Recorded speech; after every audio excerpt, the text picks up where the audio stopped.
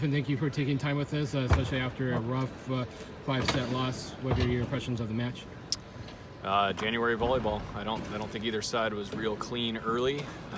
Everybody was kind of feeling out the opponent, trying to figure out who they had out there, and then both sides made some lineup changes and kind of probed the bench a little bit. So I think good start. I'm glad we could draw it out, get as much as we could out of it. Let's talk about some of your players. Karl had a great weekend in Provo. Started off pretty well with kind of faltered down the stretch. Can you comment on his performance, not just tonight, but just to start the season? Yeah, it's nice to have a strong presence on the right. You know, he's a great blocker. He's just a good all-around volleyball player. I mean, I think that's one of the things I like about having Karlin there. One of the things we liked when we recruited him too was the guy's played every position. And so, he's able to go out there, and if we need him to pass, he can pass. And if we need him to play defense, he can play defense. He can obviously block.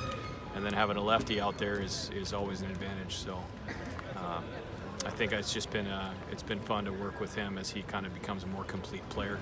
Can you take us into your strategy about switching up the lineups within the match itself?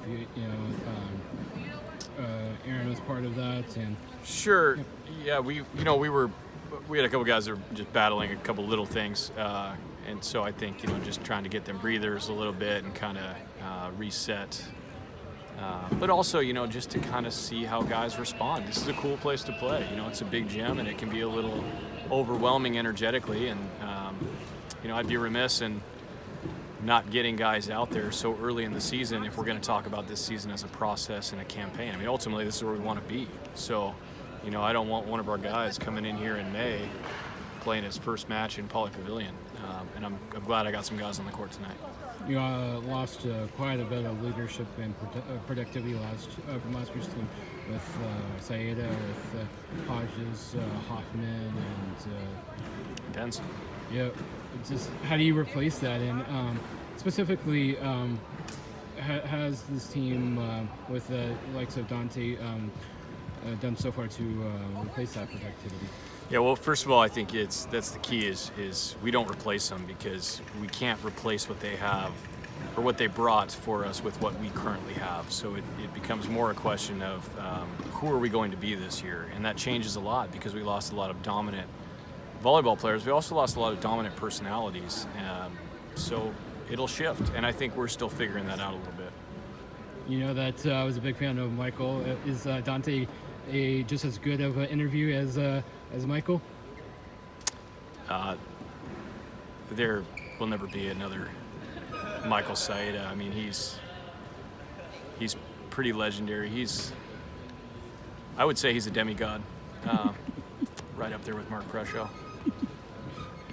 Let me finish this off by asking you about your ballot this week. I love analyzing the coaches' ballots, and you were the one coach that put Hawaii #1 on their ballot. Why?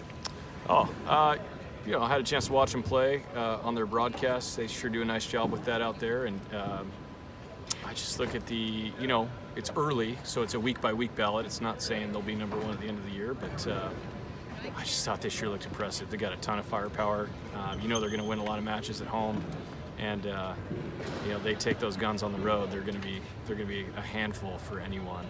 And then they've got guys that can bring off the bench that can bring any kind of ball control stability. So it's one of the more exciting Hawaii teams that I've seen. I just think it's worth giving them a nod, especially since the other teams hadn't really been tested early.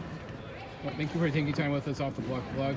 Safe trip back to Irvine, and I'll see you down the road. All right.